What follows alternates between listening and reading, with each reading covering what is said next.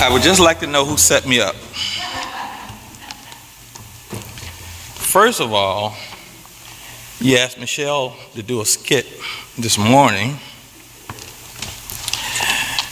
And next, in the skit, she talks about somebody who does jerk chicken and jerk sauce. But last but not least, you got me standing behind David.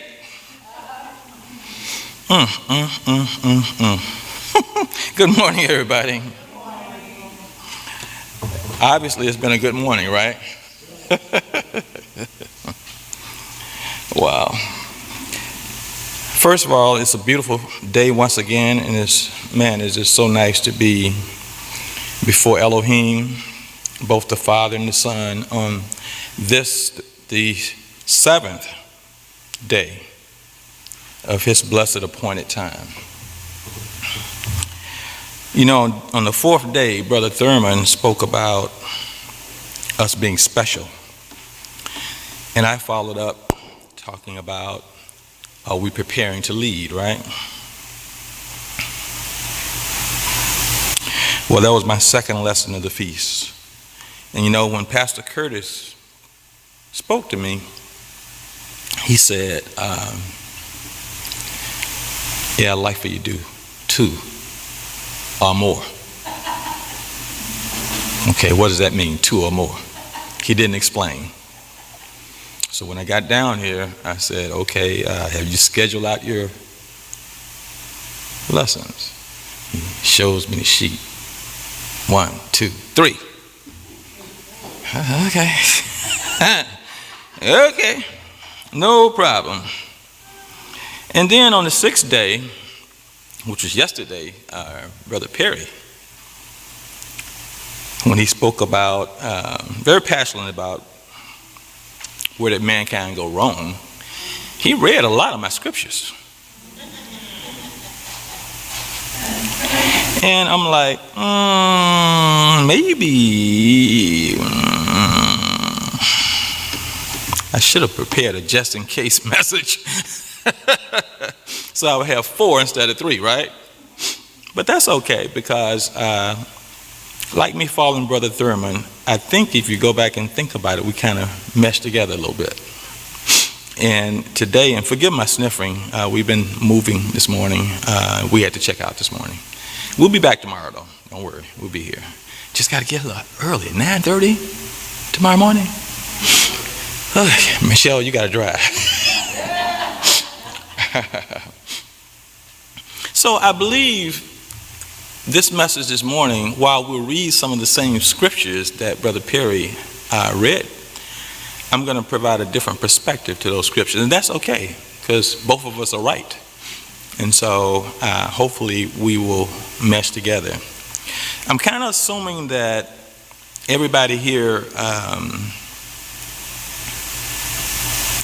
we have participated in Yeshua's Passover. And we baptized, maybe with the exception of David. And we know soon come, right? As they say in Jamaica, soon come, man. Soon come. So we recommitted to that baptismal covenant. And we received remission of the sins committed during the year, the past year. We then followed it up with what? 7 days of unleavening. Hopefully we were all successful. We know we removed the leaven from our homes, right? But did we remove the leaven from our hearts, from our bodies, from our minds?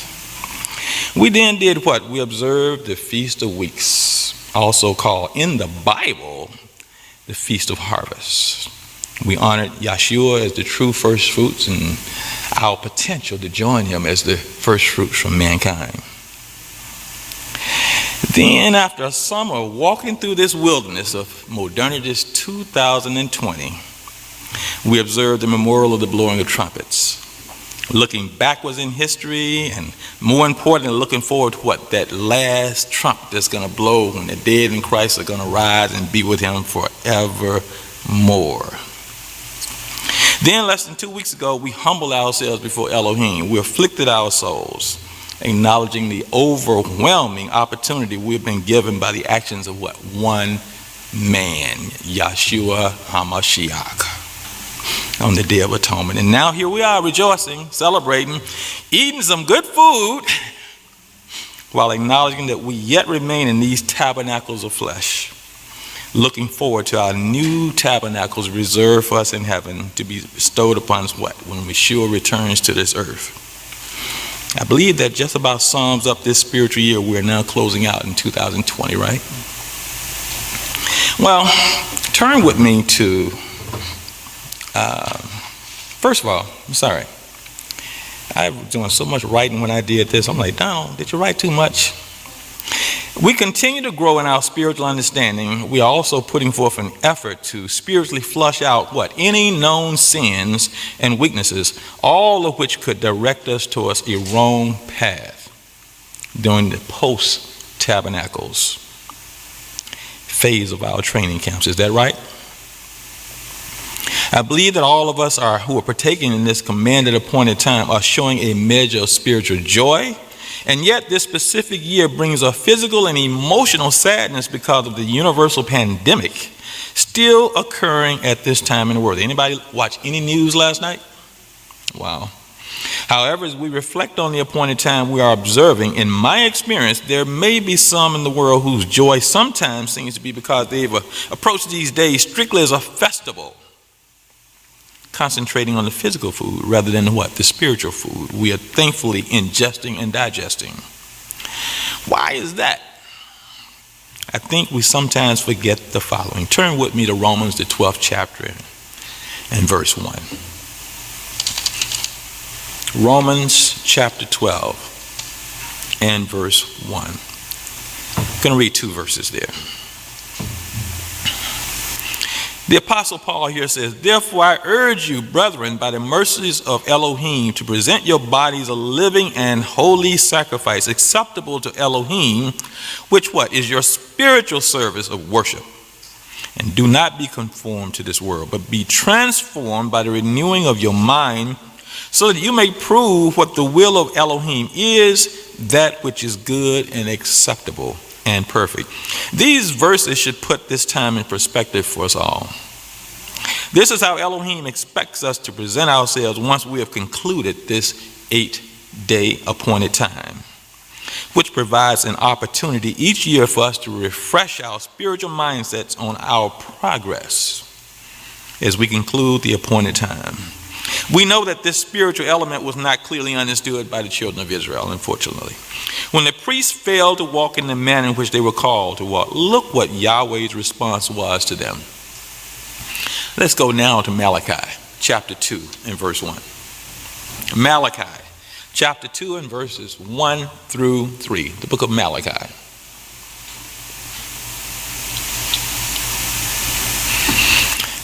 And it says, O ye priests, this commandment is for you. If ye will not hear, and if ye will not lay it to heart to give glory unto what my name, saith Yahweh of hosts, I will send a curse upon you, and I will curse your blessings. Yea, I have cursed them already, because ye do not lay it to heart. Behold, I will corrupt your seed, and spread dung upon your faces, the dung of your solemn feasts, and one shall take you away with it. In verse 3, he said he would corrupt their seed. What happens in the land when the seed of the priest becomes corrupted? Well, let's go read about it in Amos chapter 8.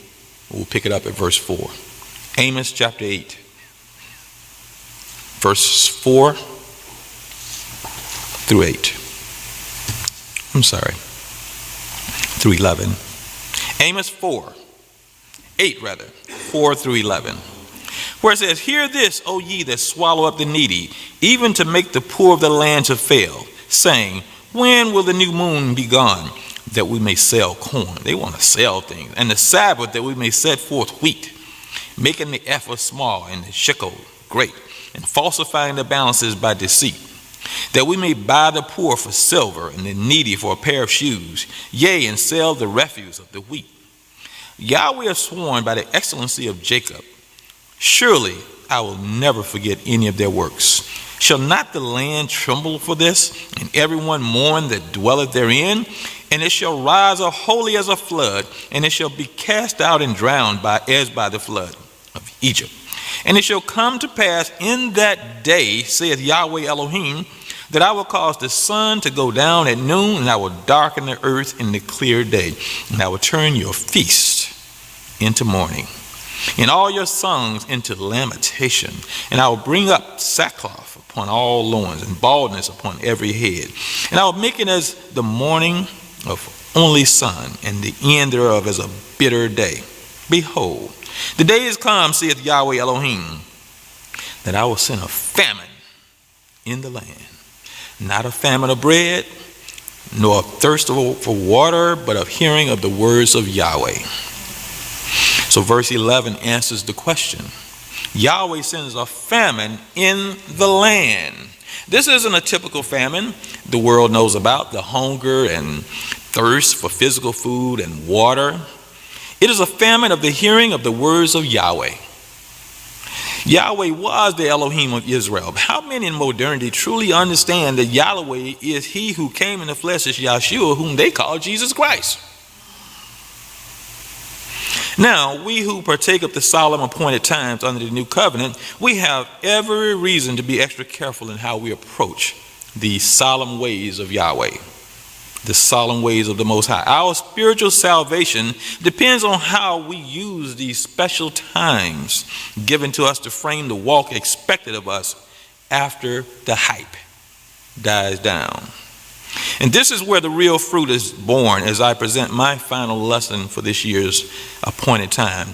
The trees of Elohim, which will we become? The trees of Elohim, which will we become? We know that the Most High chose to use metaphors in his word to present his vision and for his creation, rather. Well, it is our growth in the understanding of these metaphors that helps us to continually have a clearer eyesight, rather, into the mind of our Creator. Let's go back to the beginning. They said this. Look at Genesis chapter 1 and verse 11. Genesis chapter 1 and verses 11 and 12.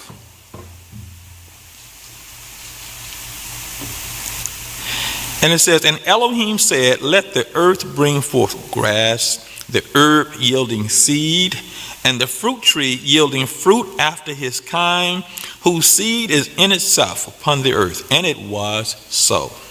And the earth brought forth grass, and herb yielding seed after his kind, and the tree yielding fruit, whose seed was in itself after his kind.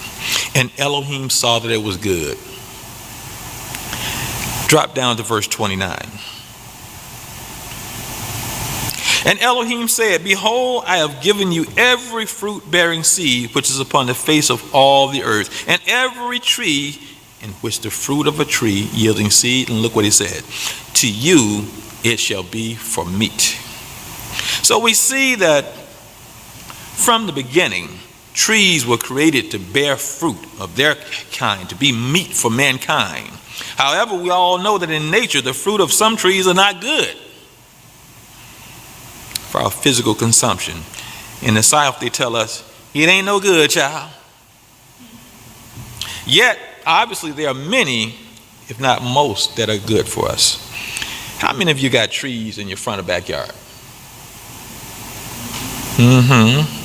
Would you eat of them? So our task is to discern the good trees from the bad trees, right? We also know that the word of the gospel is a seed that is planted and given to those who are called by the Most High to bear the fruit of the gospel.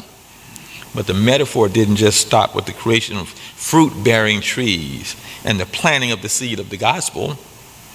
As a seed is planted in the ground, the result becomes what? A tree. Likewise, when the seed of the gospel, which is the word of Elohim, is planted in us, we are supposed to become trees yielding fruit of the word. The problem is that life presents obstacles that potentially corrupts the seed that we bear. That is what happened to the children of Israel. There are not only trees that have been planted with the seed of the gospel, but also trees that appear to bear good fruit that are counterfeits, bearing fruit that is in fact bad fruit. And the children of Israel ate of this fruit. Go to Hosea chapter 10.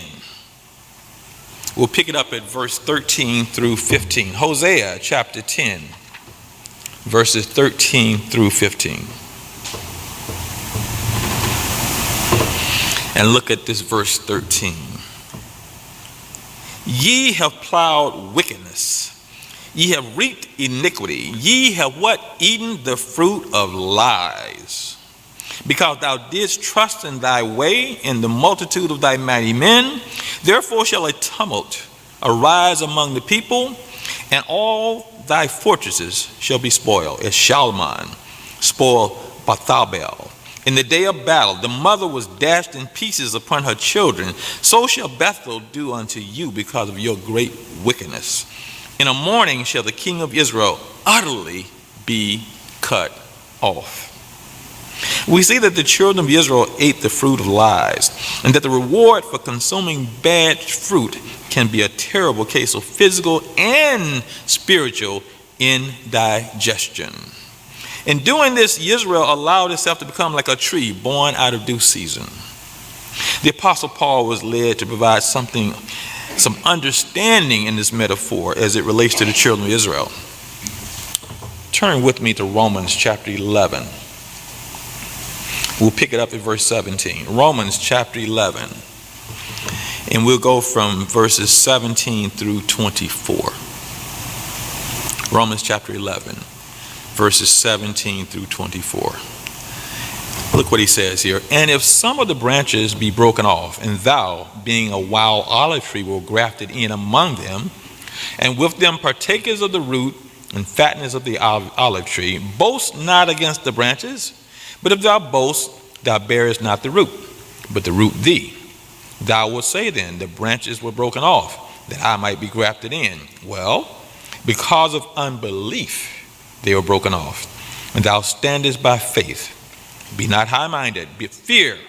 For if Elohim spared not the natural branches, take heed lest he spare not thee. Behold, therefore, the goodness and severity of Elohim on them which fell, severity, but toward thee goodness. Why? If thou continue in his goodness, otherwise thou also shall be cut off. The Gentiles, the members of the nations of the world, were presented as a wild olive tree, whom he instructed to not boast against the natural branches, the children of Israel. They had been broken up. Note, he didn't say the tree, but the branches. Why?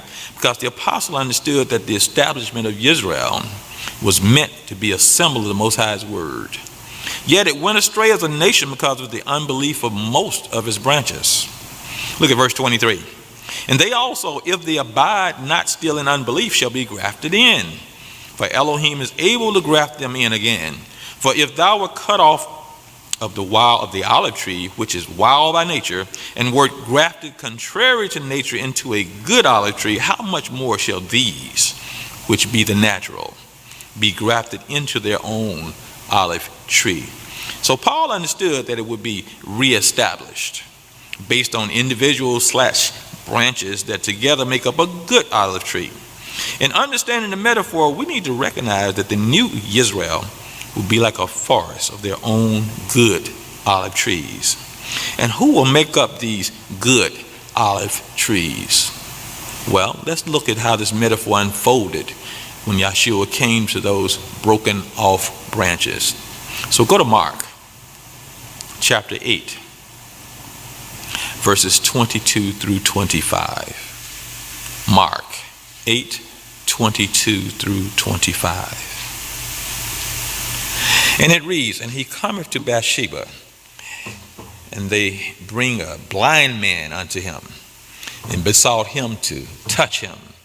And he took the blind man by the hand, and led him out of the town. And when he had spit on his eyes, and put his hands upon him, he asked him, if he saw aught. And he looked up and said, I see men as trees walking.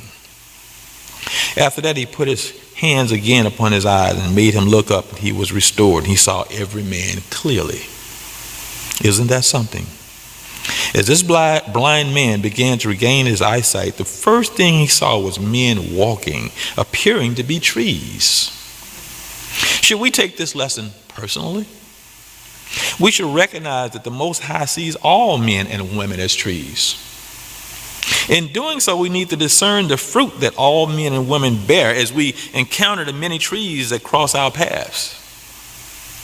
Let's go to Matthew chapter 7, verse 13. Matthew 7 and 13. Very popular set of scriptures here. The question is, do we take them to heart? Matthew 7. We're going to go from verse 13 to 20. He says, and this is the Messiah talking, he says, "Enter ye in at the straight gate, for wide is the gate, and broad is the way that leadeth to destruction, and many there be which go in thereat. Because straight is the gate, and narrow is the way which leadeth unto life, and few there be that find it. Beware of false prophets which come into you in sheep's clothing, but inwardly they are ravening wolves. Ye shall know them by their fruits. Do men gather of thorns or figs or thistles?" And look at verse 17. "Even so, every good tree bringeth forth good fruit, but a corrupt tree, evil fruit. A good tree cannot bring forth evil fruit, neither can a corrupt tree bring forth good fruit. Every tree that bringeth forth not good fruit is" what? "Hewn down and cast into the fire.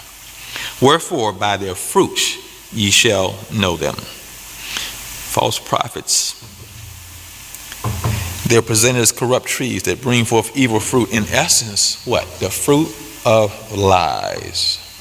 It appears obvious that it is the trees bearing the good fruit that will inhabit the garden, the kingdom of heaven. So the question for each of us, whether we have partaken in the solemn commanded appointed times or not, are we seeking to the appropriate direction in which to walk in our lives? How do we discern the good fruit from the bad fruit? Well, to do this, we once again must return and understand the metaphor as the Most High set it up from the beginning. And we must remember that the good fruit will always be associated with what? The knowledge of the truth. Elohim's word. The bad fruit will always be associated with the fruit of lies. About Elohim's word. Well, let's go back and read it. Genesis chapter 2. We're going to start out at verses 5 through 9. Genesis chapter 2, verses 5 through 9.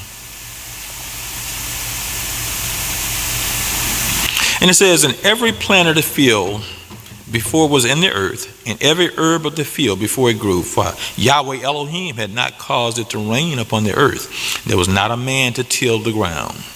For there went up a mist from the earth and watered the whole face of the ground. And Yahweh Elohim formed man out of the dust of the ground, and breathed into his nostrils the breath of life, and man became" what? "A living soul. And Yahweh Elohim planted a garden eastward in Eden, and there he put the man whom he had formed, and out of the ground made Yahweh Elohim to grow every tree that is pleasant to the sight, and good for food, the tree of life also in the midst of the garden, and the tree of the knowledge of good and evil." Drop down to verse 15. "And Yahweh Elohim took the man and put him into the Garden of Eden to dress it and to keep it." Just like the Passover sanctifies the called out one's annual walk with the Most High at the beginning of each year, these verses establish the very beginning of man's walk with the Most High during the week of creation. Here is where he began to use an important metaphor in his word to direct man's walk. He had already created the fruit trees, bearing trees as physical food for meat for the man he would create on the sixth day. Go back to chapter 1 and verse 12. Chapter 1 and verse 12. Let's read that again. "And the earth brought forth grass and herb yielding seed after his kind, and the tree yielding fruit, whose seed is in itself after his kind, and Elohim saw that it was good. Well, this was on the third day of creation. We read this when man was created. Let's read again. Verse 29, and Elohim said, behold, I have given you every herb bearing seed which is upon the face of the earth, and every tree in which the fruit of the tree yielding seed, to you it shall be meat. Here Elohim reminds Adam of the trees he created for him on the third day. Elohim simply referenced that these trees and their fruit were good and they were to be meat for him. Now we read in this second chapter of trees that were in this garden that man was placed in. They were pleasant to the eyes and good for food. And in verse 9, there are two trees that are singled out. The tree of the knowledge of good and evil and the tree of life. Were these the same type trees we read of created on the third day? And why were they also pleasant to the eyes? Some believe that they were. Could it be that they opened the eyes to something other than mere physical meat? He then used this concept to instruct man spiritually in which tree he should not eat of. Look at chapter 2 and verses 16 and 17. Chapter 2, verses 16 and 17. To start. It says, and Yahweh Elohim commanded the man, saying, of every tree in the garden thou mayest freely eat. But of the tree of the knowledge of good and evil thou shalt not eat of it. In the day that thou eatest thereof, thou what shalt surely die. In the day that thou eatest thereof, thou shalt surely die. Here is where the mystery begins. Man is yet to clearly understand this simple commandment. With all of our increased knowledge, we have not yet fully understood the duality of this first commandment. This is still applicable today. There's a far greater understanding of this metaphor for us to grasp. The metaphor is that all manner of trees were created on this earth by Elohim. Some were physical, some were spiritual. Our task in life is to discern both the physical and, even more importantly, the spiritual. There are these physical trees that impact our physical walk that are necessary for physical well-being and healing. Michelle and I, we try to start each day out at the feast with a little exercise.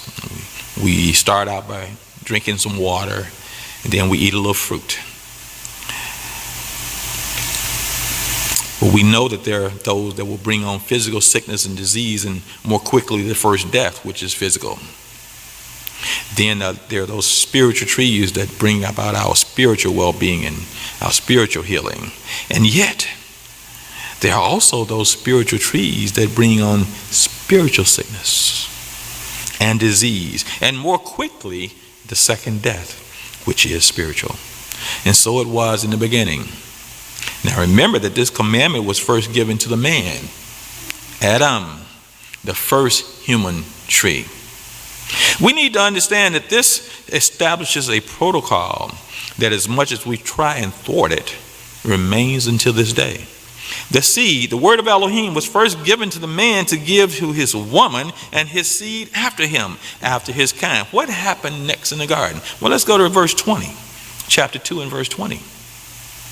And Adam gave names to all cattle and to the fowl of the air and to every beast of the field. But for Adam there was not found an help meet for him.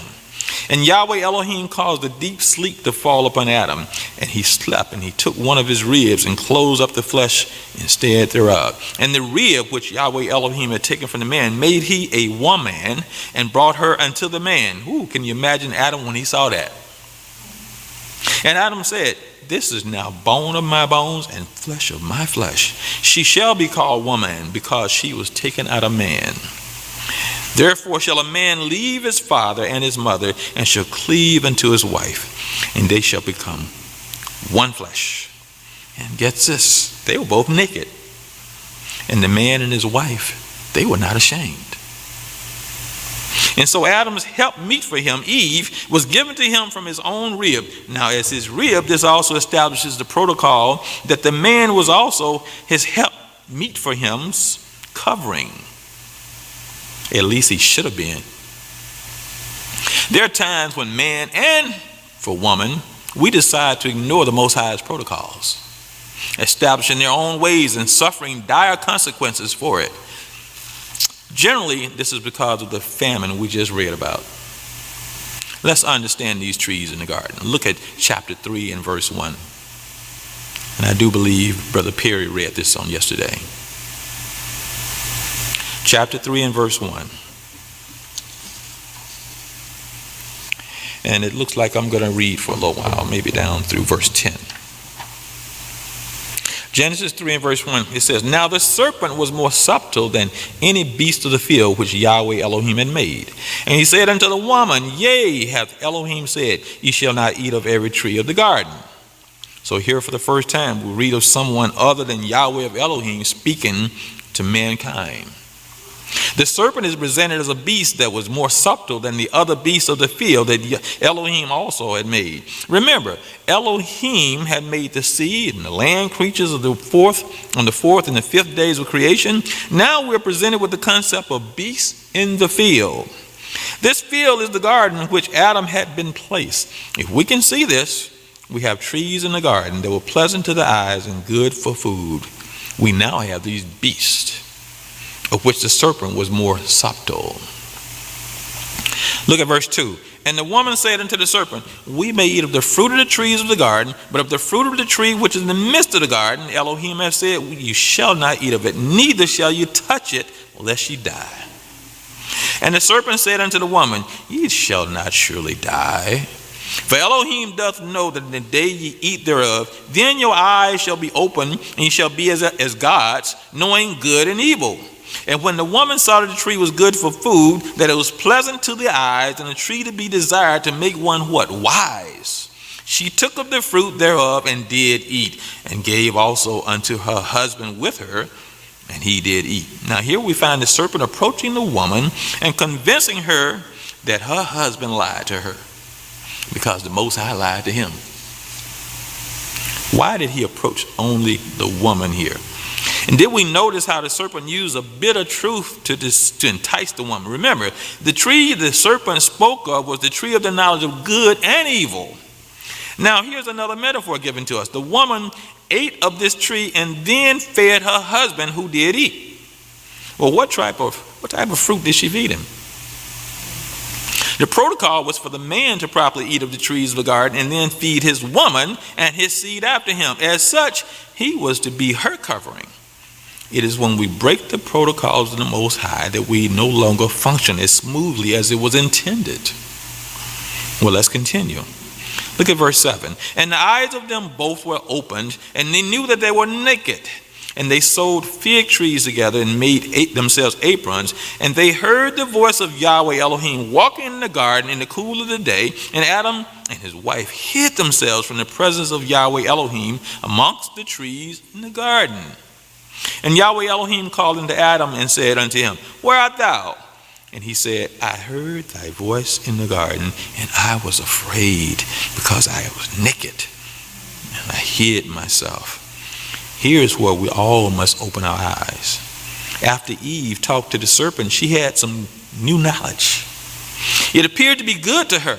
It was good for food, pleasant to the eyes, and a tree to be desired to make one wise. At this point, the called out one should clearly understand that this is not referring to a physical tree given as meat for mankind. She then fed it to Adam. Now they both had some new knowledge. However, there's something more profound here. Verse 7 reads, Their eyes were open, and now they knew they were naked. Now, there are too many who believe that this is a physical tree. Here we learn that up until Adam and Eve ate of this tree, their eyes had not been opened. They didn't even know that they were naked in the garden, or they knew that they did not feel ashamed. Could be either or until they ate of this tree. Which of the physical trees Yahweh created on the third day does one believe was capable of providing the type of fruit that could open the eyes of man and the woman so that they would now know that they were naked and feel ashamed? Think about that. The fact is that there was none. The tree of the knowledge of good and evil was a different type of tree. If we can accept the understanding that all men represent trees of their kind that produce fruit, why is it so vain that at times we cannot accept that the trees of the Garden of Eden represent the trees, the types of trees presented in a metaphor of something physical that, however, bear spiritual fruit? We know that the creation included plants, trees, animals, and mankind. However, there were other created beings not specifically mentioned in this creation. Well, let's look at Hebrews chapter 1 and verse 7. Hebrews chapter 1 and verse 7, where it says, "And of the angels he has said, who maketh his angels spirits, and his ministers a flame of fire." Drop down to verse 13. "But to which of the angels said he at any time, Sit on my right hand until I make thine enemies thy footstool? Are they not all ministering spirits sent forth to minister for them who shall be heirs of salvation?" The Most High also created angels as well. Most were good, yet some were bad. Look at Revelation chapter 12. Revelation chapter 12. We'll start at verse 7. We'll work down to verse 9. We're familiar with these scriptures, so it's nothing new here. It's maybe a new perspective, but nothing new. Revelation chapter 12, verse 7. "And there was war in heaven. Michael and his angels fought against the dragon, and the dragon fought his angels, and prevailed not. Neither was their place found any more in heaven. And the great dragon was cast out, that old serpent called the devil and Satan, which deceiveth the whole world. He was cast out into the earth, and his angels were cast out with him." Well, this war occurred prior to the recreation of the earth, as told in Genesis.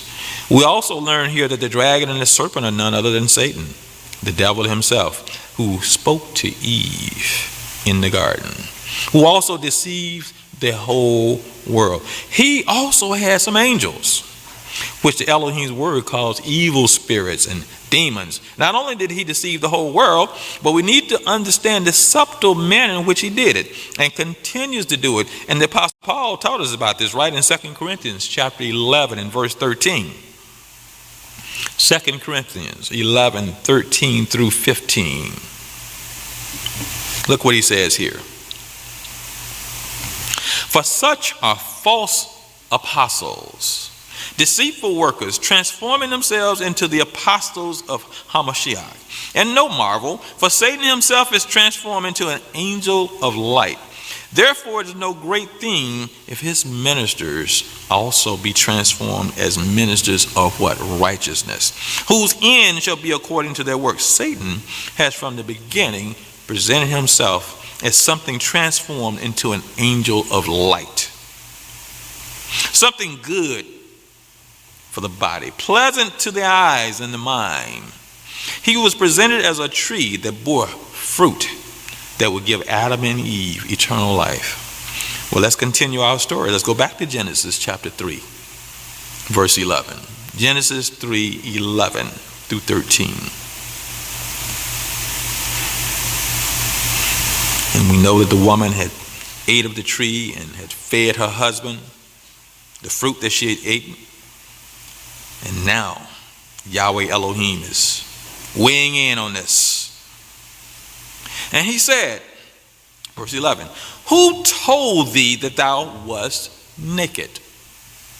Hast thou eaten of the tree whereof I commanded thee that thou shouldest not eat?" And the man said, "The woman whom thou gavest to be with me, she gave me of the tree, and I did eat." And Yahweh Elohim said unto the woman, "What is this that thou hast done?" And the woman said, "The serpent beguiled me, and I did eat." Here we inform that through their response, the Most High knew someone had told them something. The Most High knew that eating of the forbidden tree meant listening to the words of the tree, that tree's seed, the fruit. And notice how telling the woman's response was to Yahweh. She said, "The serpent beguiled me, and I did eat." The woman now knew that in listening to the deception of the serpent's words, she was in fact eating of the tree of the knowledge of good and evil. Remember, before eating of the tree, her eyes were closed. She was easy picking for the serpent. Today, how are we instructed that the seed of the word of the gospel is planted? Well, let's go read about it. Let's go to Romans chapter 10 and verse 13. Romans chapter 10 and verse 13. And we're going to read down through verse 17. Romans chapter 10, verses 13 through 17. And the Apostle Paul said, "For whosoever shall call upon the name of Yahweh shall be saved. How then shall they call on him in whom they have not believed? And how shall they believe in him of whom they have not heard? And how shall they hear without a preacher? And how shall they preach except they be sent? As it is written, how beautiful are the feet of them that preach the gospel of peace and bring glad tidings of good things. But they have not all obeyed the gospel. For Isaiah says, Lord, who hath believed our report? So then, faith cometh by hearing, and hearing by the word of Elohim." So we see the seed is first planted through our hearing from a preacher, one who proclaims. Proclamations can be given by good men via holy angels or evil men via evil angels. If an evil man tells me a lie, is it too far-fetched to recognize that a bad tree fed me? He fed me untruths that I ate through the hearing of his lies. And so it was in the garden. They ate, and in doing so they heard. Well, who did they hear from? How did Eve give it to Adam? And how did he eat it? Obviously, she told him something, and he listened. Remember this very carefully. When we listen to others, we are eating their fruit. Genesis 3, verse 14.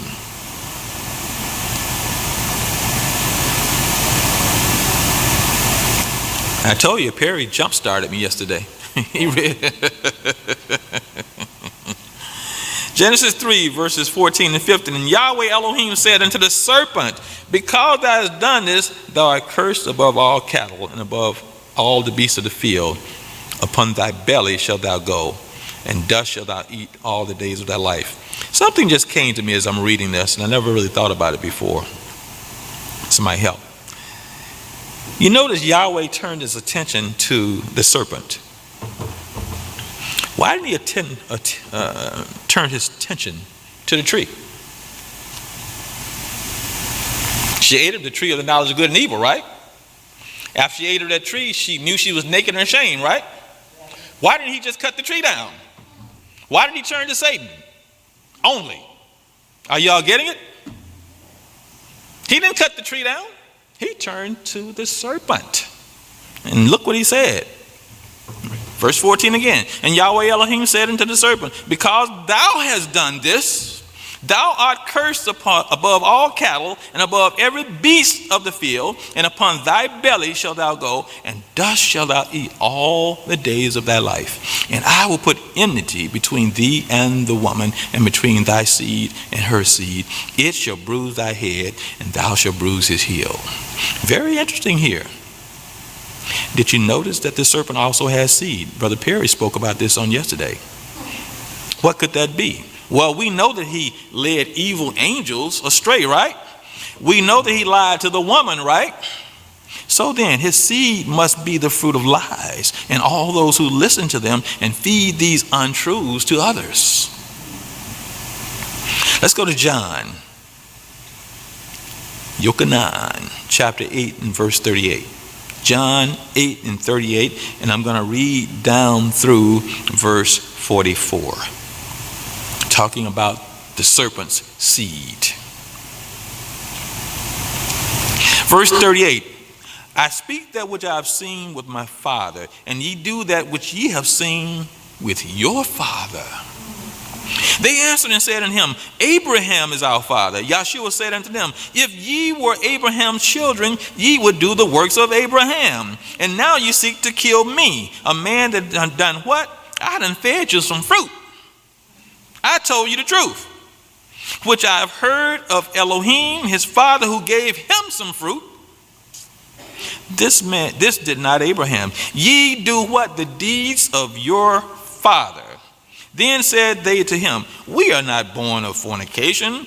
We have one father, even Elohim. Yahshua said unto them, if Elohim were your father, you would love me. For I proceeded forth and came from Elohim. Remember what he said about the preachers? They got to be sent. He is the ultimate preacher. Neither came I of myself, but he sent me.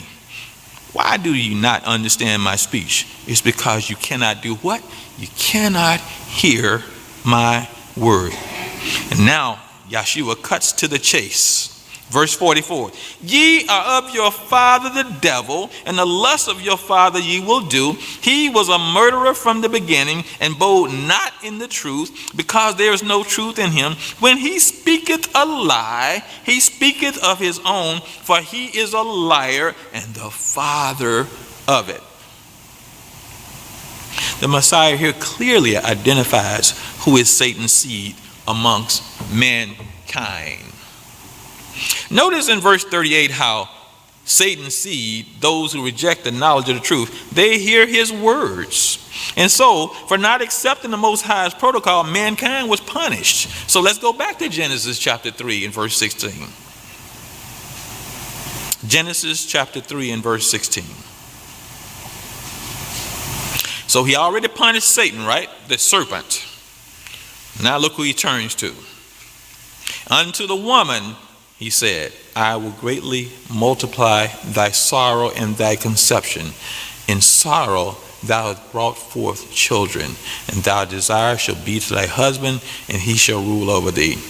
You know, I've done some spiritual battle with some brothers I love very dearly recently who say that our sins shall be confessed to Satan. They say that Satan is going to take our sins away. They keep want to call him the instigator. He's responsible for our sins. But I read this to them. In verse 14, who did he punish? Did he punish Satan for Eve's sin or for his sin? Then we get to Eve in verse 16. Why is she getting punished if Satan was responsible for her sin? We got to keep praying for one another. So he punished the woman for eating the fruit and lying to her husband, whether knowingly or unknowingly. She was punished for her own actions. She was responsible for ignoring what her husband clearly had told her about Yahweh's commandment. Now we get to verse 17. Look what happened here. And unto Adam he said, because thou hast hearkened unto the voice of thy woman and hast eaten of the tree. Do you see what he said?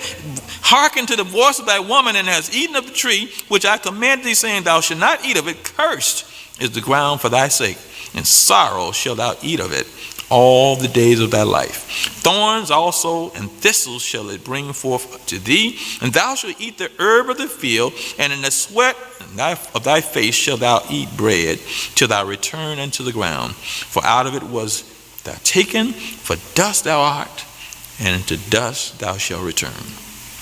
So finally he punished the man for listening to his woman and eating from the tree. Hopefully, by now we'll clearly see that this tree of the knowledge of good and evil was none other than Satan. Remember, according to the word of truth, knowledge is first received by the hearing. The woman ate of the tree by hearing the fruit of lies from the serpent and then fed it to her husband. Now, there was another even more severe punishment for Adam and Eve. This involved the other tree in the garden, we need to understand. Look at verse 22. Verse 22 of chapter 3.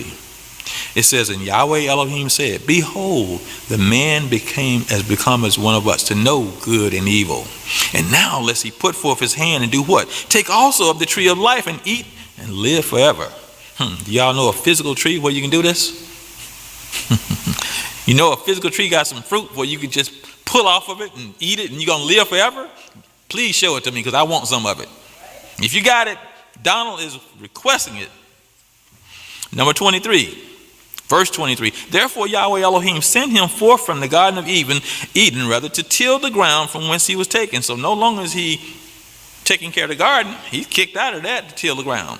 So he drove the man out, and he did what? He placed at the east of the garden cherubim and a flaming sword which turned every way to keep the way of what? The tree of life. So first Yahweh said that by eating of the forbidden tree, the man had become as one of us. Who is us? That man had become as one of. Well, let's revisit a verse we read earlier. Look at verse 5 again in chapter 3. Look at verse 5. For Elohim doth know that in the day ye eat thereof, then your eyes shall be opened, and ye shall be as gods, knowing good and evil.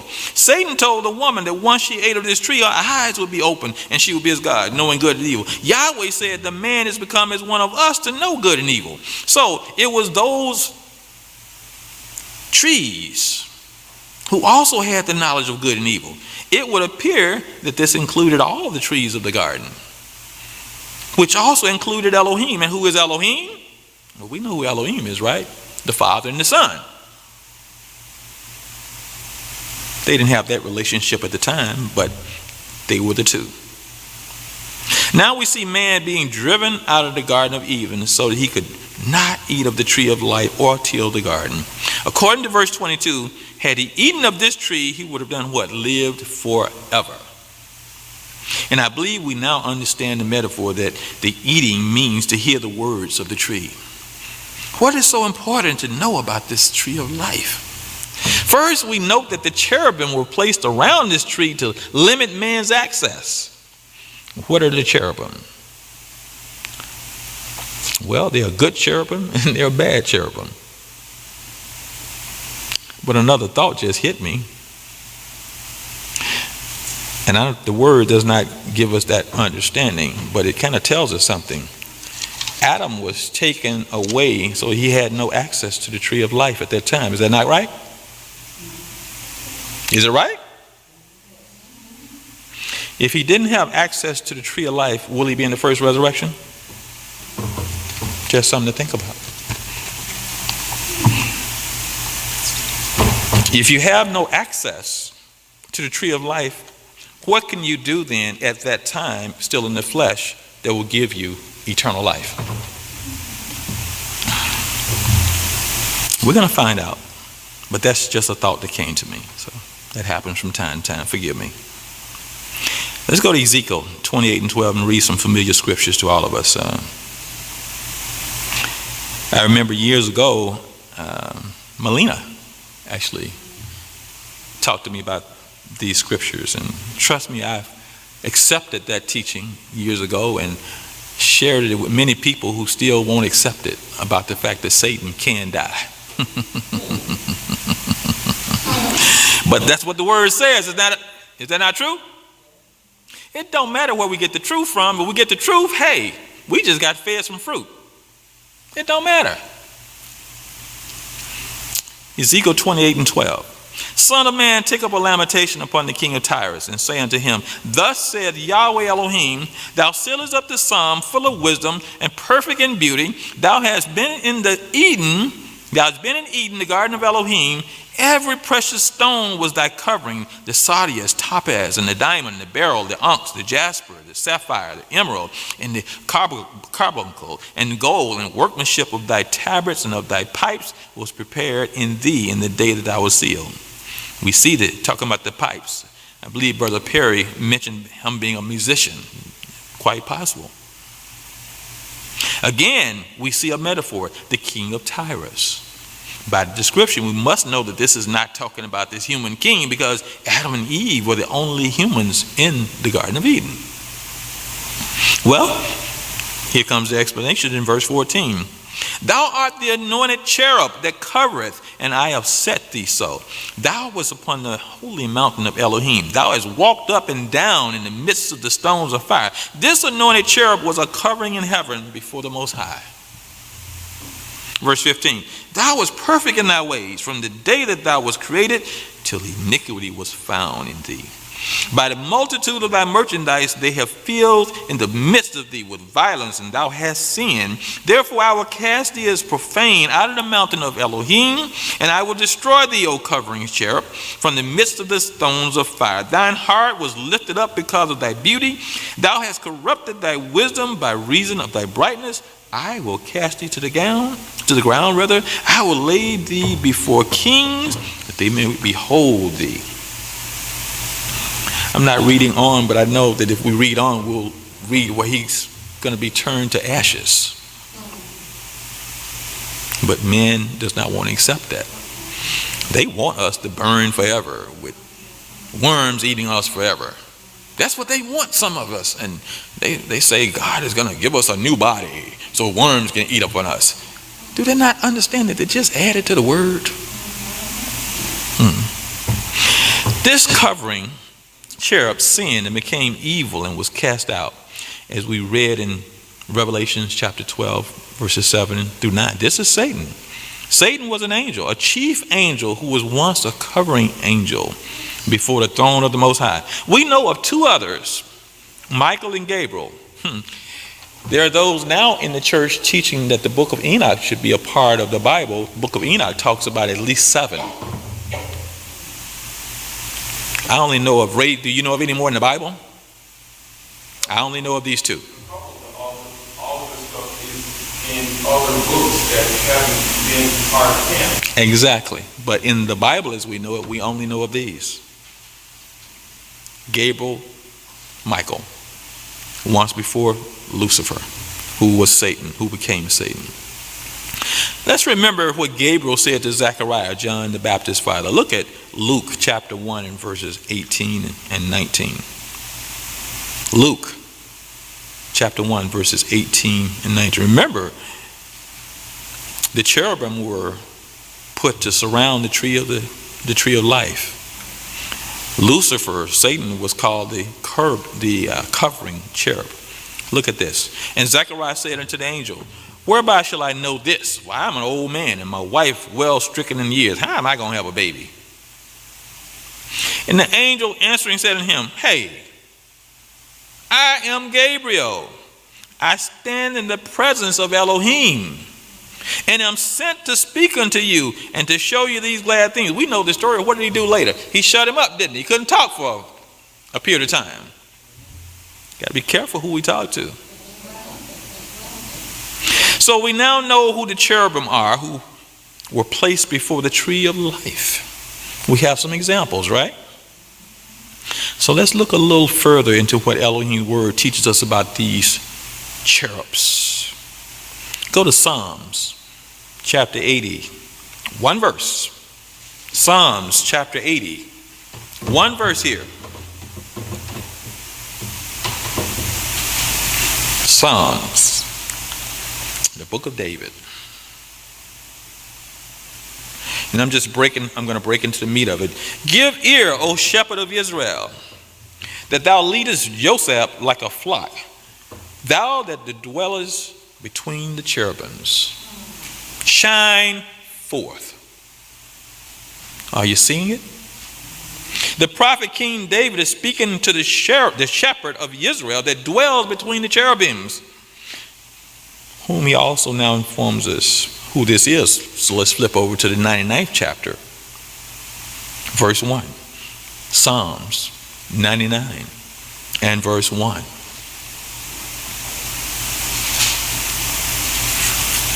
Look what he says here. Yahweh reigneth. Let the people tremble. He sitteth between the cherubim. Let the earth be moved. He identifies the shepherd as Yahweh. The prophet Isaiah adds to his words. Let's go to Isaiah chapter 37 and verse 16.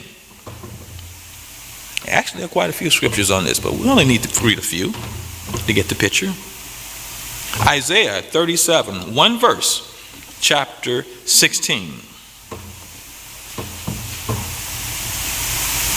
So the prophet of Yahweh said, O Yahweh of hosts, Elohim of Israel, that dwellest between the cherubim, thou art Elohim, even thou alone of all the kingdoms of the earth, thou hast made heaven and earth. Wow.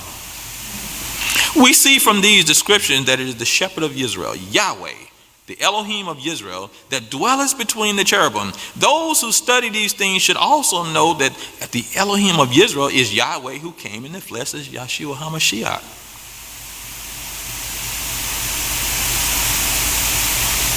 We know that the word of Elohim is given to us what? Here a little, there a little. So this tree of life, the ultimate tree, which was surrounded by cherubim, was and is none other than Yahweh / Yeshua, whom the world calls Jesus Christ. Turn back to the creation week for a moment. Go back to Genesis 3:22. Let's reread something of the utmost importance to us. Genesis chapter 3 and verse 22. Where it says, and Yahweh Elohim said, behold, the man is become as one of us to know good and evil, and now lest he do what? Put forth his hand and take also of the tree of life and eat and live forever. We see that had Adam and Eve ate of the tree of life rather than the tree of the knowledge of good and evil, they could have lived forever. However, for sinning and breaking the protocols, their access was cut off. Well, let's follow up on this and confirm who this tree of life was and is. Let's go to John chapter 6 and verse 48. John, I kind of like his Hebrew name better. It kind of sounds like Yochanan. I kind of like that one a little bit better, but we'll go for John for now. 6:48. I'm going to read down through verse 54. Yes. And look what he says here. This is Yeshua speaking. He says, I am that bread of life. Your fathers did eat manna in the wilderness and are dead. This is the bread which cometh down from heaven, that if a man do what?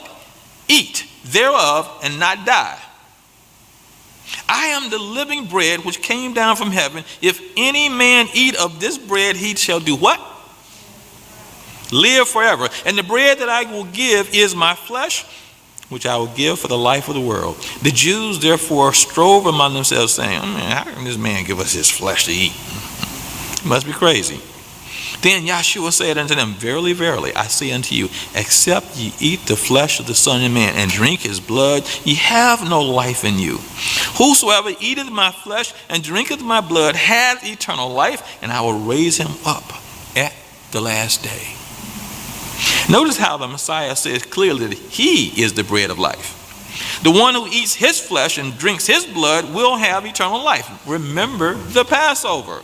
Let's go over to Luke chapter 22 and verses 15 through 20. Luke 22 verses 15 through 20.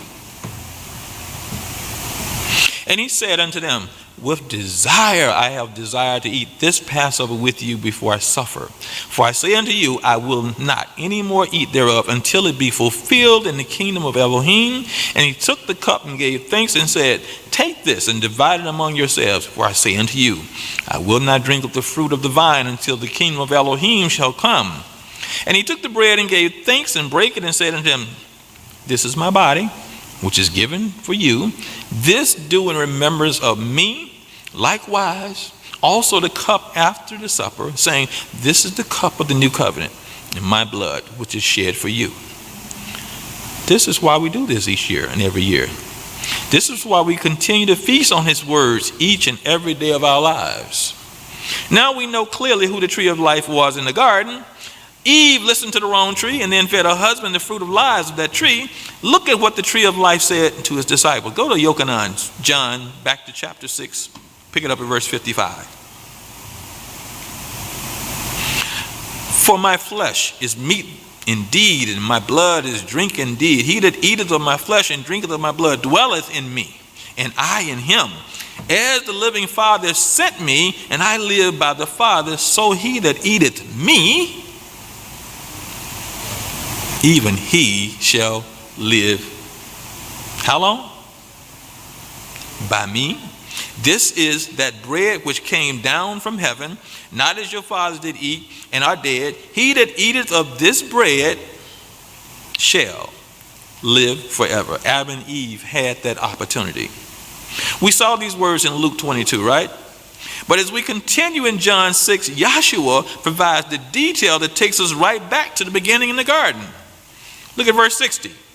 Many therefore of his disciples, when they heard this, they said, this is a hard saying. Who can bear it? And he lost quite a few at that time, I do believe. Verse 61. When Yahshua knew in himself that his disciples murmured at it, he said unto them, doth this offend you? What if ye shall see the Son of Man ascend up where he was before? It is the Spirit that quickeneth. The flesh profiteth nothing. The words I speak unto you, they are spirit and they are life. It is his words that are spirit and they are life. It was and is his spoken words that were and are spirit that gave life, that can allow man to live forever. This is what Yahweh spoke about the tree of life himself. We now know who the tree of the knowledge of good and evil was in the garden. We also now know who the tree of life was in the garden. We also now know that the Most High established this metaphor that pictures mankind as trees. Now, physically or spiritually speaking, a tree is born based upon what? The type of seed it sprang from. We saw earlier where the Gentiles were pictured as wild olive trees in Romans 11:24. What was that? And why was that? Well, let's go to Ephesians chapter 2 and verse 11. Ephesians chapter 2, 11 through 14. The book of Ephesians, the Apostle Paul, speaking to the called out ones at Ephesus. Chapter 2, 11 through 14. He says, wherefore remember that thou in time past Gentiles in the flesh, who are called uncircumcision by that which is called the circumcision in the flesh made by hands, that at that time ye were without Hamashiach, being aliens from the commonwealth of Israel, and strangers from the covenants of promise, having no hope and without Elohim in the world. But now in Hamashiach, ye who sometimes were far off are made nigh by the blood of Hamashiach. For he is our peace, who hath made both one and has broken down the middle wall of partition. They were wild olive trees because they were without Hamashiach. And as such, they were without hope. Now think about that. Adam was cut off from the tree. Did he have hope at that time? Now I'm not saying Adam won't make it eventually, but I'm just saying at that time he was cut off. And we don't see where he was grafted back in, do we? But we see here where the Gentiles were grafted in. They were a wild olive tree because they were without him, and as such they were without hope. Now let's bring this discussion home. Paul was not talking to all the Gentiles at Ephesus. Look at verse 1, chapter 1 and verse 1 of Ephesians. Let's be clear. Paul, an apostle of Yahshua HaMashiach, by the will of Elohim, to whom? The saints who are at Ephesus, and to the faithful in HaMashiach, Yeshua. So the apostle was only talking to the church of Ephesus, the called out ones at Ephesus, who are now under the blood of the Messiah, the tree of life. In other lessons, we will learn or have learned how the apostle taught all the same thing, the word of the Messiah, or as we have previously read, the word of the gospel of the kingdom. If you read, some like to play with Paul's words. He was the apostle to the Gentiles only. Matter of fact, I don't have it up here. Will someone read Acts chapter 9, verse 13 through 15 for me? Anybody? Can you do that for me, Thurman? 9, 13 through 15.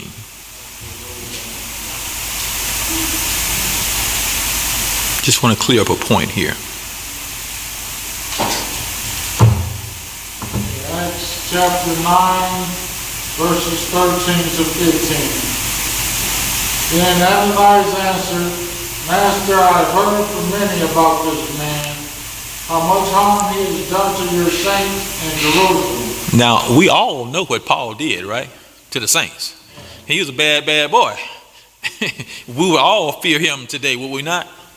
But keep reading. And here he has authority from the chief priest to bind all who call on your name.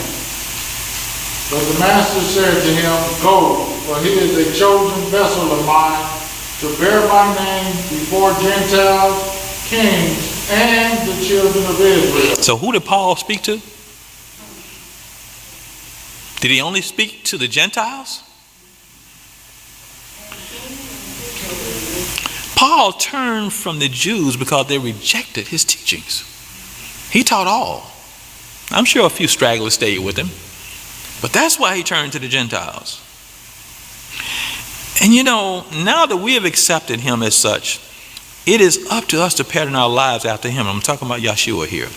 To do this, we must commit to what kind of tree we desire to be. We must decide whether we are being fed and subsequently whether we are feeding others from the tree of the knowledge of good and evil or the seed from the tree of life. That's our decision to make here at the appointed time of Tabernacles 2020. Because it don't matter what happened yesterday. It's what's going to happen once we leave here this week.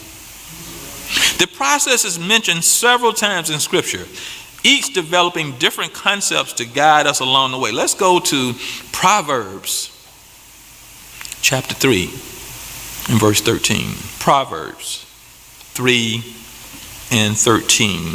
And I'm going to read down to verse 23.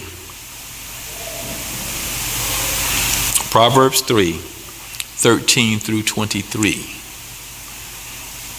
And look at what that wise man wrote here. Happy is the man that findeth wisdom, and the man that getteth understanding. For the merchandise of it is better than the merchandise of silver, and the gain thereof than fine gold. He says, she is more precious than rubies, and all the things thou canst desire are not to be compared unto her. Length of days is in her right hand, in her left hand riches and honor. Her ways are ways of pleasantness, and all her paths peace. She is a tree of life to them that lay hold of her, and happy is everyone that retaineth her. Yahweh by wisdom hath founded the earth, by understanding hath he established the heavens. By his knowledge the depths are broken up, and the clouds drop down the dew. My son, let not them depart from thine eyes. Keep sound wisdom and discretion. So shall they be life unto thy soul, and grace to thy neck. Then shalt thou walk in thy way safely, and thy foot shall not stumble. So wisdom is a type of a tree of life, which Yahweh equates to knowledge, which he used to found the earth. So in order for us to grow into a replica of the tree of life, we must seek wisdom and knowledge and grow and mature in them. Flip over to chapter 11 of Proverbs, verse 30. Chapter 11, verse 30.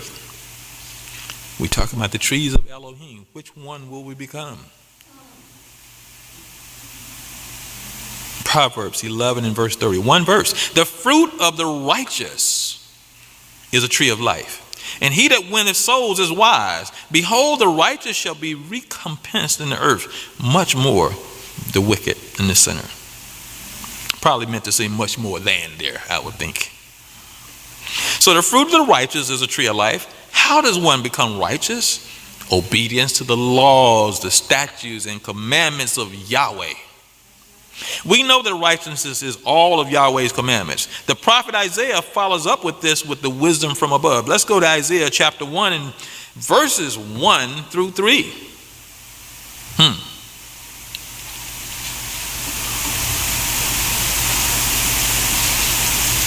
Isaiah 1, verses 1 through 3. Look what he says here. Blessed is the man that walketh not in the counsel of the ungodly, nor standeth in the way of sinners, nor sitteth in the seat of the scornful. But his delight is what? In the law of Yahweh, and in his law doth he meditate when? Day and night. And he shall be what? Like a tree planted by the rivers of waters, that bringeth forth his fruit in his season. His leaf also shall not wither, and whatsoever he doth shall what? Prosper.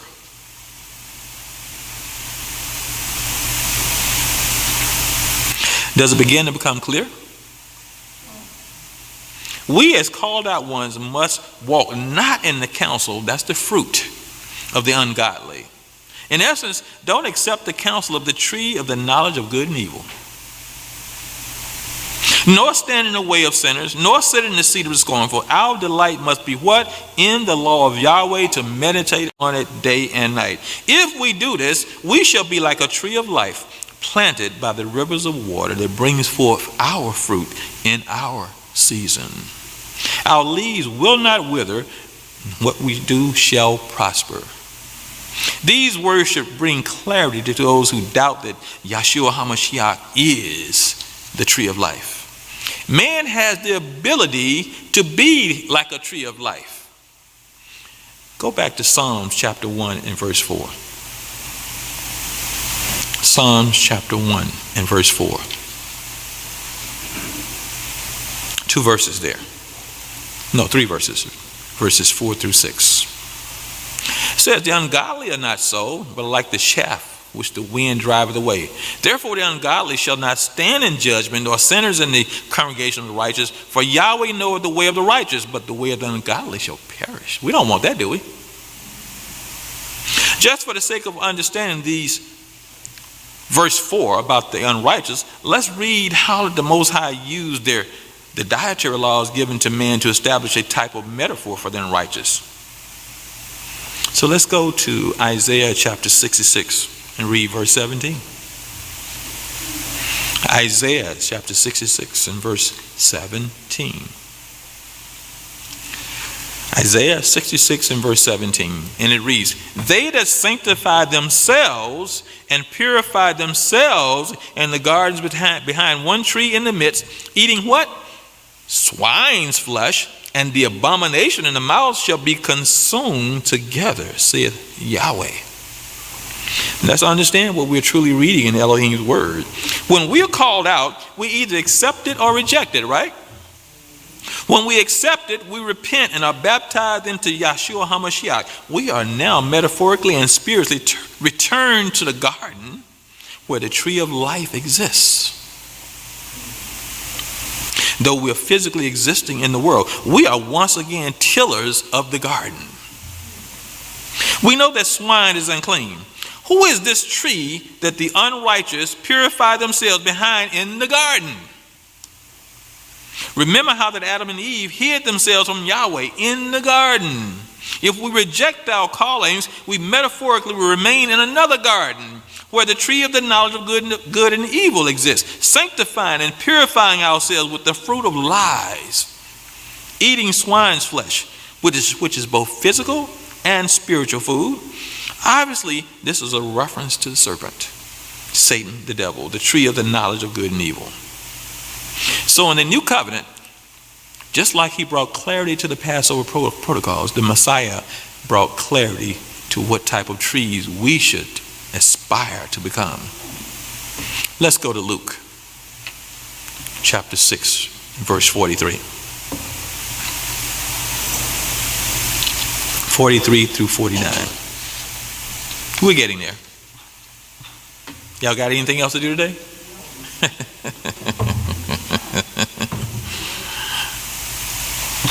By the way, who won the game yesterday?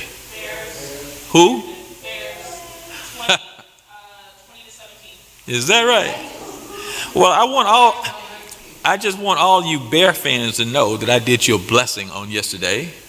Because for the first time all year, I watched the entire game live. And at halftime, they had the lead. And guess what? At the end of the game, they had the lead. So I was a tree of life for one day to your Bears. Just want you to know that.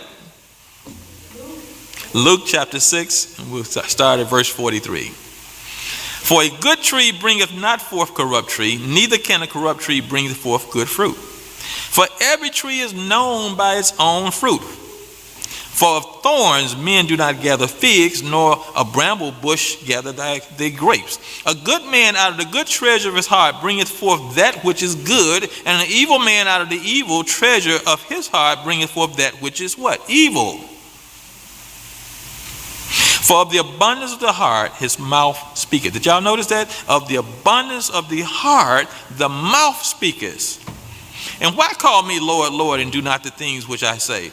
Whosoever cometh to me and heareth my sayings and doeth them, I will shew you to whom he is like. He is like a man which built an house and digged deep and laid the foundation on a rock. And when the flood arose, the stream beat vehemently upon that house and could not shake it, for it is formed upon what?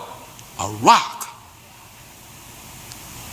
All these metaphors, a rock, that great tree.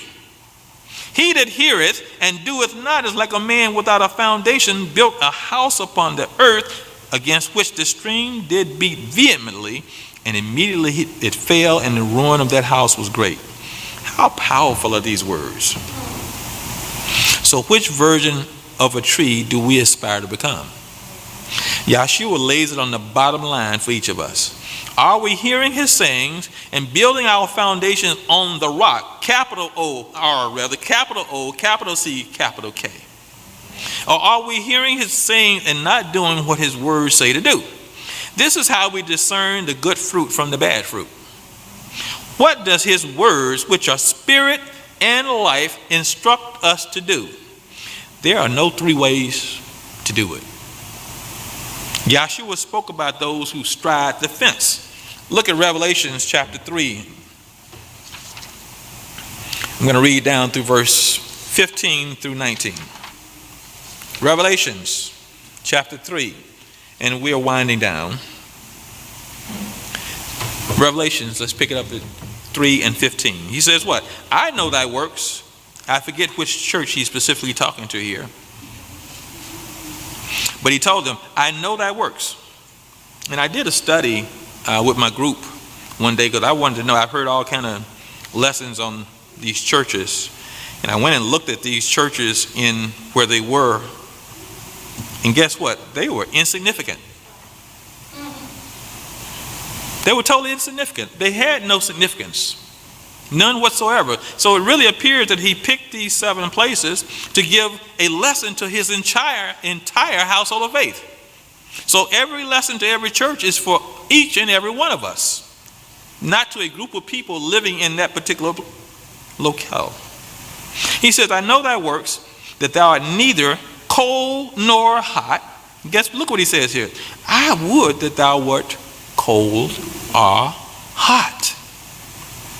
So then, because thou art lukewarm, who are lukewarm people? They straddle the fence, don't they? And yeah, okay. And then they go do something behind your back, and y'all know the deal.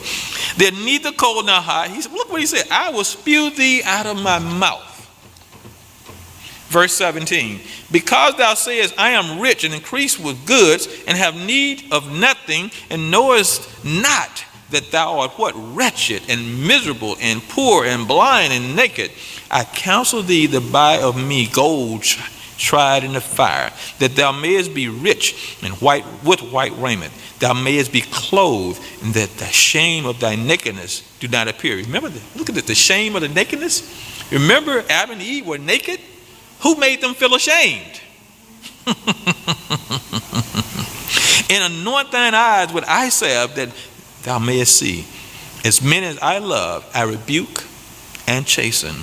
How many of us pray that he chastens us? Be zealous, therefore, and repent. Yahshua wants to trust us.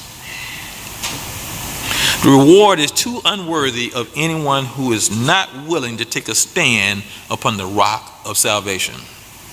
And finally, my brothers and sisters, we read another major part of the process of deciding which tree we will become.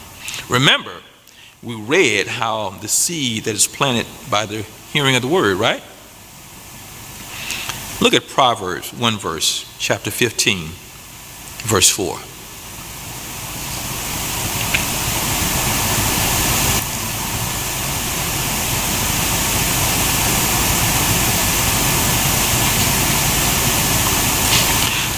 Look what he says here. A wholesome tongue is a tree of life, but perverseness therein is a breach in the spirit. What is the metaphor here of the wholesome tongue? It is the tongue that spreads the good seed of the gospel, yet in a wholesome manner. In essence, it is spoken in a manner to bear good fruit, never to tear down. The Most High is instructing us that the tongue through which his righteousness is planted is metaphorically a tree of life, walking in the spirit of Yahweh. It is with our tongues that we feed others our fruit, our food. Are we feeding others wholesome food? Note what the Apostle James, Jacob tells us in James chapter 3. And we're going to read a little bit here as we begin to close out. We're going to read verses 1 through, I think, 17. Yes.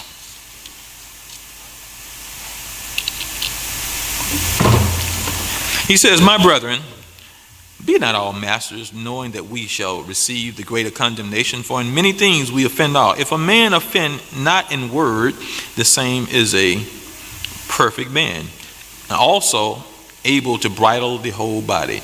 Behold, we put bits in the horses' mouths, that they may obey us. We turn about our whole body.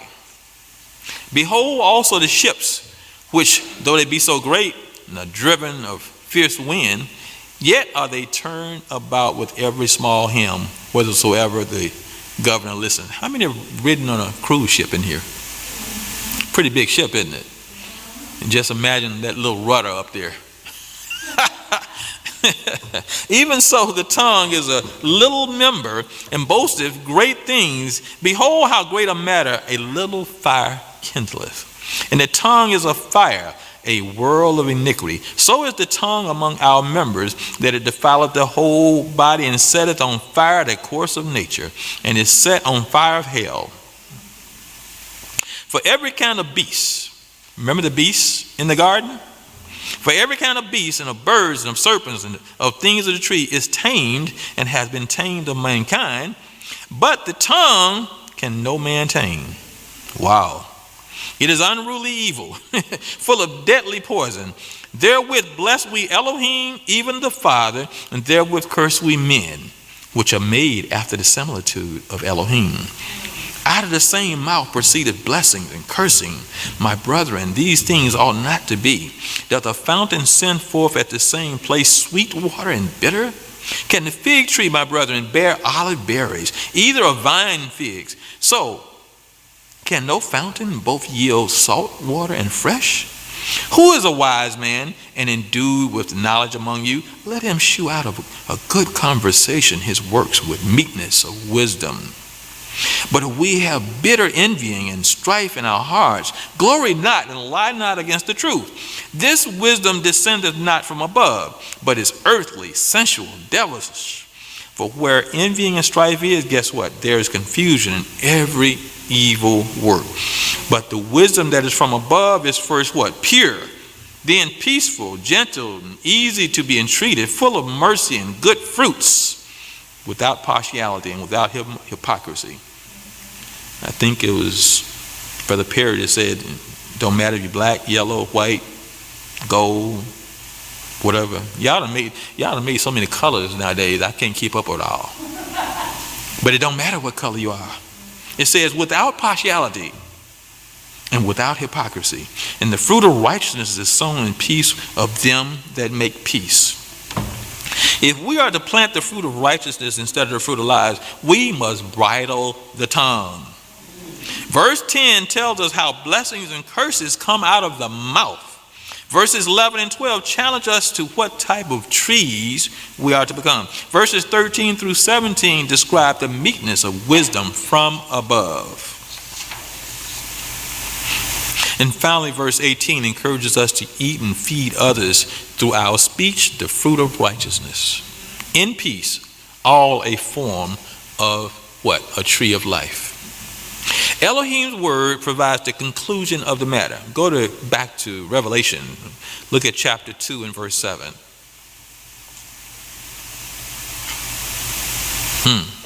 Remember In the beginning, because of our sin, we were kicked out of the garden, and the way to the tree of life was protected, so the man lost his access. Look here at the end, and that's why we're here this week. That's why he includes his plan of salvation by giving you this great appointed time, which began with the Sabbath day. The first 7 days are called a feast, a festival. And then tomorrow, those of you here will celebrate the 8th day. Revelation 2 verse 7, he says, "He that hath an ear, let him hear what the Spirit saith unto the churches. To him that overcometh will I give to eat of the tree of life, which is in the midst of the paradise of Elohim." When we eat of the tree of life, we are indeed now metaphorically in the midst of the paradise of Elohim, the final manifestation of which will come when we have endured this world until the end. Go to chapter 22 and verse 12 of Revelations. We're almost home. Chapter 22 and verses 12 through 14. It says, "Behold, I come quickly, and my reward is with me to give every man according to his work shall be. I am Alpha and Omega, the beginning and the end, the first and the last. Blessed are they that do his commandments, that they may" what? "Have right to the tree of life, and may enter in through the gates into the city." Just as it was in the beginning, the tree of life, Yahweh Yeshua, will be in the ultimate paradise of Elohim. Just as in the beginning, man has the opportunity to choose what type of tree he wants to be. Just as in the beginning, the protocol is the same: obedience and overcoming. It is for this cause that the prophets foretold that the Messiah must come. Go to Isaiah chapter 61. Pick it up at verse 1. Isaiah 61. Verses 1 to 3 through 3. And it says, "The Spirit of Yahweh Elohim is upon me, because Yahweh has anointed me to do what? To preach the good tidings." How did he spread his fruit? He preached good tidings unto the meek. "He has sent me to bind up the brokenhearted, to proclaim," isn't that what ministers and pastors do? They proclaim. "He proclaimed liberty to the captives, and the opening of the prison to them that are bound, to proclaim the acceptable year of Yahweh, and the day of vengeance of our Elohim, to comfort all that mourn, to appoint unto them that mourn in Zion, to give unto them beauty for ashes, the oil of joy for mourning, the garment of praise for the spirit of heaviness, that they might be called" what? "Trees of righteousness, the planting of Yahweh, that he might be glorified." You see, as you become a tree of Yahweh, he is glorified through you, through your words, through your actions.